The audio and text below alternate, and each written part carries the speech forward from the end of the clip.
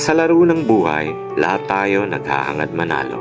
Kaya sa bawat pag-usad ng araw kasabay ang mga panibagong hamon na darating, hingin lagi sa taas ang ibayong lakas upang matagumpay mong lampasan ang bawat pagsubok.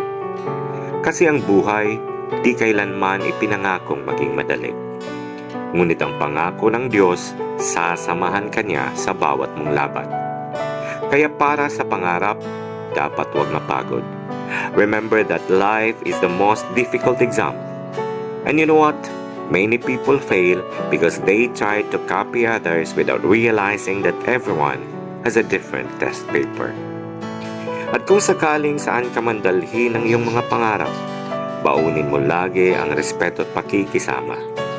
Because in this game called life, winning comes in different forms. So play it well without hating and